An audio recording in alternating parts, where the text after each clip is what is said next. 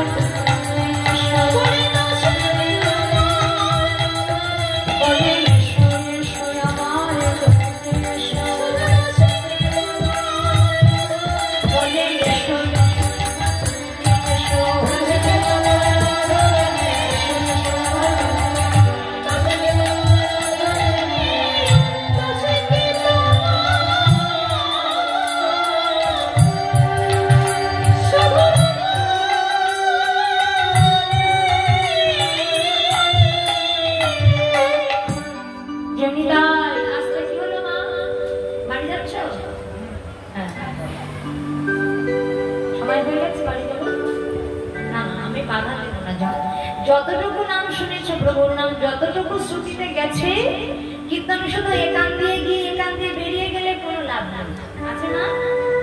কীর্তনের আনন্দ কখন পাবে? যখন শ্রুতি কপালে মধুর নাম প্রবেশ করবে, সেই নামটা সরাসরি হৃদয়ে যাবে, অন্তরের মধ্যে যাবে, হৃদয়ে গিয়ে হৃদয়ঙ্গম হবে, তখনই ভক্ত ভগবানের মিলন হবে। তাই অনেকটা রাত হয়েছে, তখন প্রভু সকল ভক্তের কাছে অনুরোধ, আর একটু সময় দিতে হবে ভক্ত ভগবানের মিলন, তারপরে যে যার ঘরে যাবে। কারণ আর একটু সময়, বসো বসো, ওই দেখো ওটা শুরু হয়ে গেছে, হাওয়া লেগেছে, হাওয়া।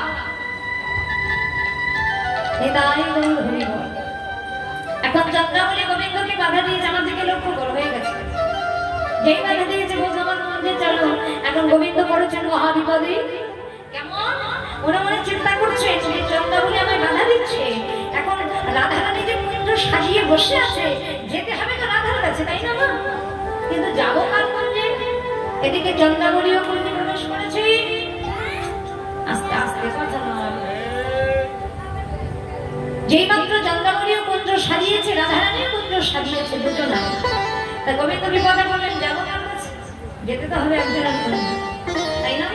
আমরা বলি না এই যে রাধারানীর মানটা কেন, গোবিন্দ নিশ্চয়ই চন্দ্রাবলীর কুঞ্জেই যাবে, তাই না?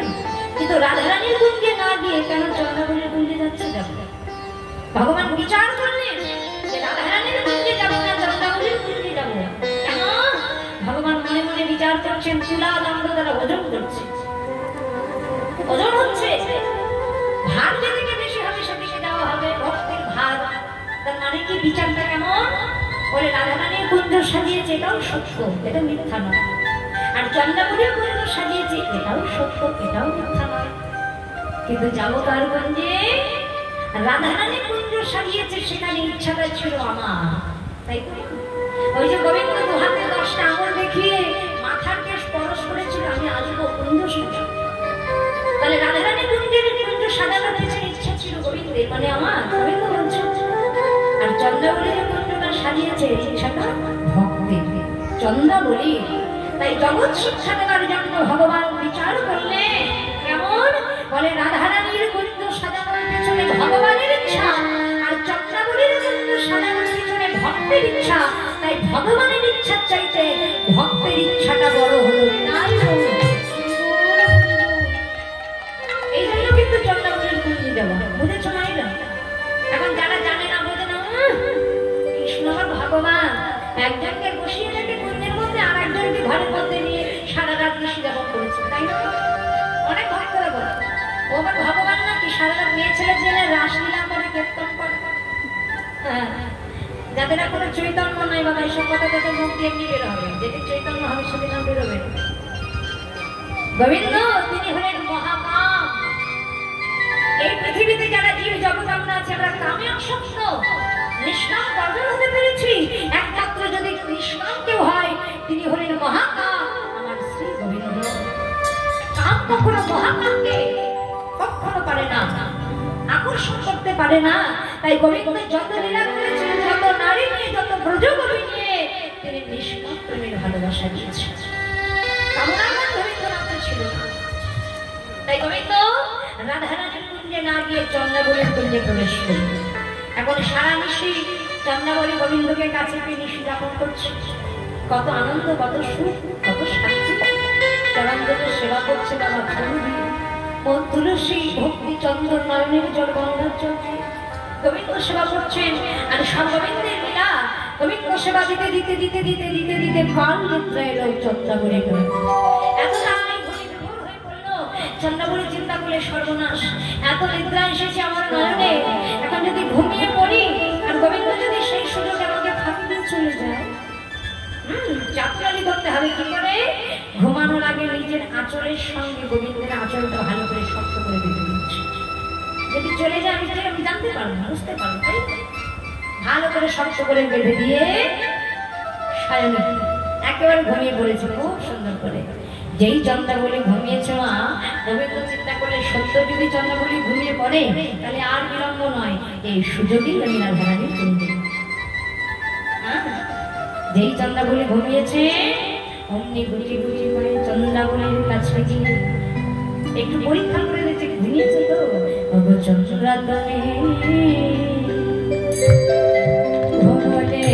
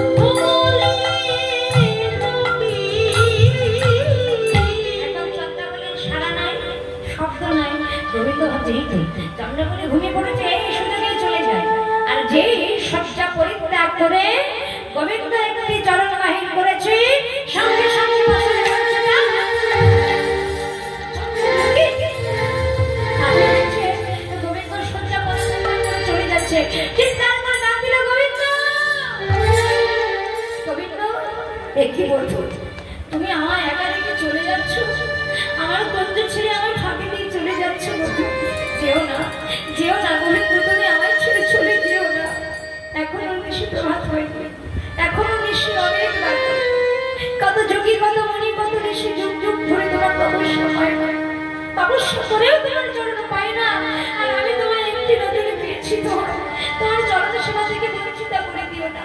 যেও না প্রভু, তুমি আমার ছেড়ে যেও না।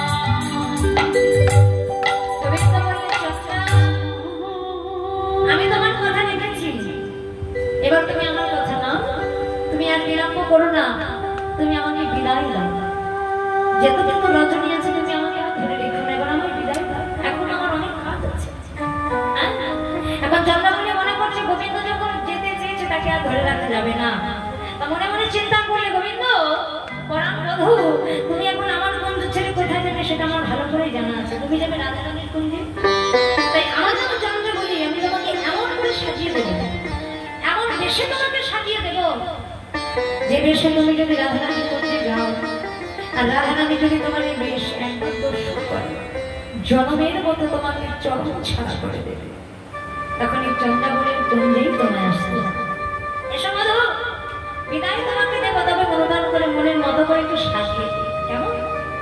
চন্দ্রাবলী কি করেছিল মা, যার জন্য আজকে রাধারানীর মা, এই সেই সাজ বেশ। চন্দ্রাবলীর রঙে কি রঙের রসম করা থাকে জানো না? বলো তো দেখি, গোবিন্দের রঙে কি রঙের রসম করানো থাকে বলো? মায়েরা কি করে বলো, গোবিন্দের রঙে কোন রং, মানে কি রঙের রসম থাকে? বলতে পারছো না? নীল রসম। কোথায় দেখেছো? ছবিতে, ছবিতে ফটো দেখেছো? ওই বেশিরভাগ বড় বড় ফটো ছবিতে গোবিন্দের আমাকে নীল রঙের শাড়ি দেওয়া, ওই জন্য যে আমরা যা দেখছি সেটাই জানতে পারছি। শাস্ত্র অনুযায়ী গোবিন্দের রঙে কি রঙের ধারা থাকে? পীত ধারা। পীত মানে হলদে বসন, আর রাধারানীর রঙে থাকে নীল বসন। সেটা ভুলে ফেলবে। দেখেছো মায়েরা বলতে কিন্তু খুব দ্বিধা করছে। এখন যদি বলি জি বাংলায় 8টার সময় কি সিরিয়াল হয়, এই তো তাহলে মায়েরা মনে রাখবে কেমন? গোবিন্দের রঙে কি রঙের বসন? হলুদ রঙের পীত ধারা। আর রাধারানী, চন্দ্রাবলী, বলরাম এরা কি রঙের বসন করে? নীল বসন। তাহলে গোবিন্দের রঙে যে পীত ধারা হলদে বসনটা ছিল, সেই বসনটা আজকে রাধারানী যাবে বলে আমার বেশি সাজিয়ে দেবে বলে চন্দ্রাবলী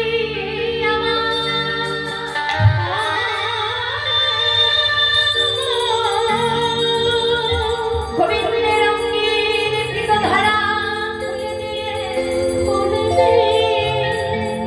চন্দ্রাবলী রঙের নীল বসন গোবিন্দের রঙে পরিয়ে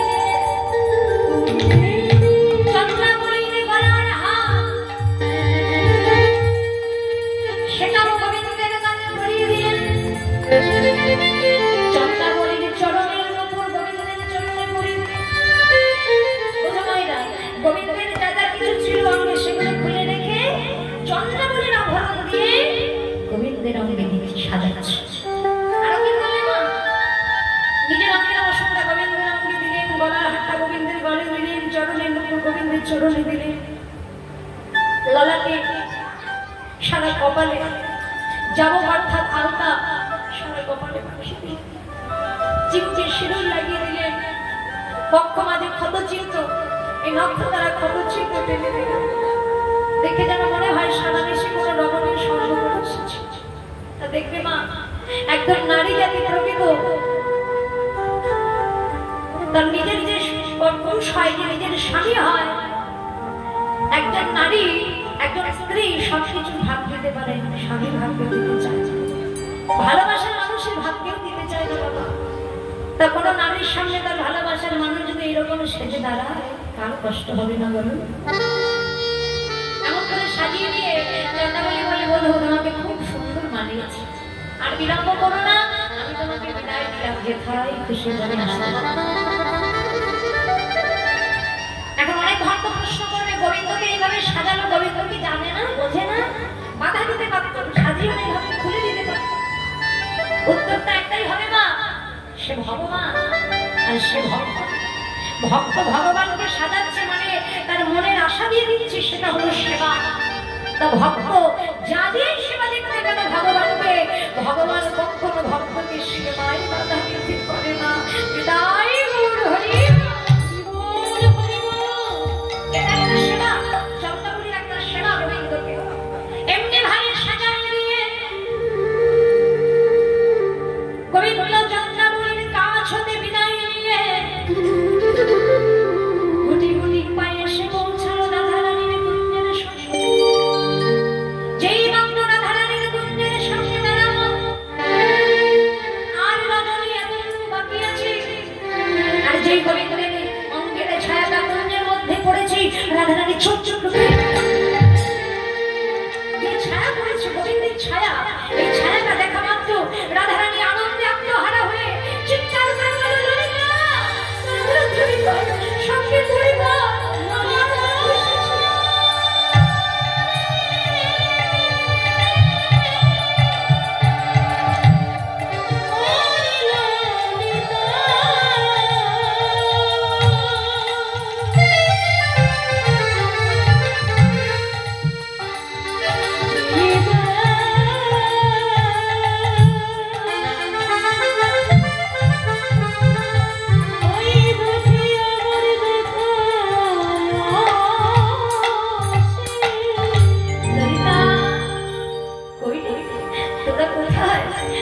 গোবিন্দ এসেছে, আমার বধূ কুঞ্জে এসেছে, তোরা আজ আমার বধূর আগমনে আমার ভিতর বাইরে সব আলো হয়ে সখীরা কুঞ্জের বাইরে চুপটি করে বসে আছে, থরথর করে অঙ্গ করছে। তাহলে দেখি জলে পরিপূর্ণ কি আমাদের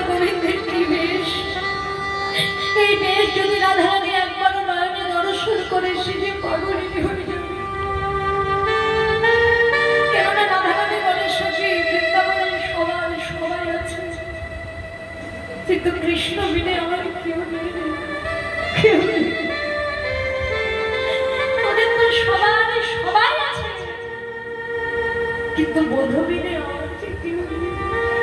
এই কথাটা তারা জানে, তাই তারা চিন্তা করছে, অন্ত খাচ্ছে, ছটফট করে কাঁদছে, এই বেশ যদি রাধারানী একবার দেখি তাকে তো ধরে রাখতে পারবো না।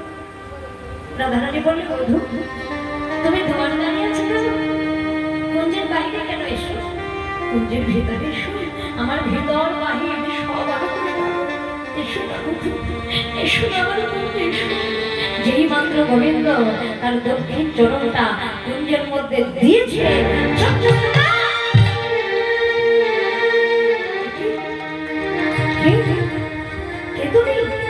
কে এসেছো আমার কুঞ্জে? কে এসেছো? সত্য করে বলো, কে এসেছো তুমি? চলে যাও। গোবিন্দ চুপটি করে দাঁড়িয়ে আছে। গেলে না, চলে যাও। আমার বধূ রঙে নির্বসন নয়, আমার বধূ হত্যে রঙে বসন করে। ওই চরণে যে দেবো ওটা আমার বধূর চরণে দেবো নয়। কে এসেছো? চলে যাও। গোবিন্দ কি করলেন? আর একটা চরণ কুঞ্জের মধ্যে দিন। দুটো চরণ যখন দিয়েছে বাবা, রাধারানীর চরণ থেকে মস্তক পর্যন্ত আপাত মস্তক লক্ষ্য করছে। তাহলে বোঝো ভাইরা কতটা যন্ত্রণা হচ্ছে। দেখছে গোবিন্দের চরণে যেটা নূপুর, ওই নূপুর কেউ চিনুক আর না চিনুক রাধারানী ভালো চেনে। বধূ, এ তুমি কোন বেশে এসেছো? এ তোমার কোন বেশ? এই কোনের সাথে এসেছো তুমি আমার কাছে? তোমার চরণের নূপুর ওটা তো চন্দ্রবলি, তোমার গলার যে হার ওটা তো চন্দ্রবলির গলার হার, তোমার অঙ্গে যে বসন ওটা তো চন্দ্রবলির নির্বসন, সারা কপালে সিঁদুর রেখেছে, আলতা রেখেছে, তোমার বক্ষ মাঝে কত চিহ্ন। তুমি আমাকে কুঞ্জ সাজাতে বলে তুমি সারা বেশি ওই চন্দ্রাবলীর কুঞ্জে কাটিয়ে দিলে। কি অপরাধ করেছি বলে তোমার কাছে? কি অপরাধ করেছিলাম তোমার কাছে যে অপরাধের জন্য তুমি আমি এত অনুসরণ? চলে যাও, চলে যাও। তোমার বদন আমি দেখতে চাই না। চলে যাও, ওই বদন আমি কখনো দেখতে চাই না। চলে যাও, কুঞ্জ পরিত্যাগ করো। গোবিন্দ চুক্তি করে দাঁড়িয়ে আছে। মা রাধারানী বললে, বেশ, তুমি যদি চলে না যাও আমিও বলি তোমার বদন দেখবো না, আর আমি আমার বদন তোমাকে দেখাবো। মানটাকে বলে গোবিন্দ চলে যাচ্ছে না বলে বলছে, তুমি যদি না যাও তোমার বদন তো দেখবোই না, আর আমার এই বদন তোমাকে আর দেখাবো। এই হলো মান। নীল রঙের বসন দিয়ে বদনটা ঢেকে রাধারানীর মানে বসে মান হয়ে গেল। গোবিন্দ হয়তো সর্বনাশ। এখন রাধারানী মান করলে, এখন আমার তো বলার সুযোগ দিল না, কিছু বলতেই পারলাম। মান হয়ে গেল, এখন কি হবে? মান আনাতে হবে, তাই না? তা রাধারানী যেই মাত্র মান ধরেছে, মহাজনে একটা সাদা দিয়ে কথা বলি তো, পদকর্তা দিচ্ছে। দেখো রাধারানীর মান হয়েছে। ও রাই বিনোদিনী মা, বিনোদিনী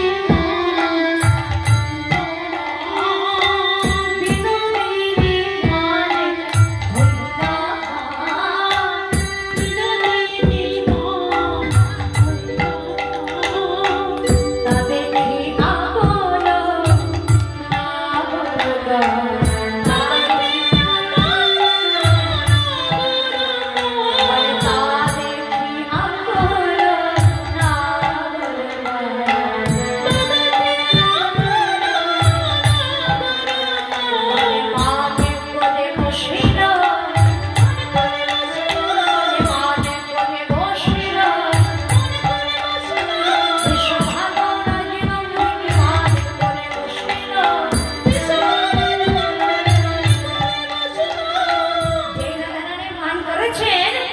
গোবিন্দ ছুটে গিয়ে কি করলে? এবারে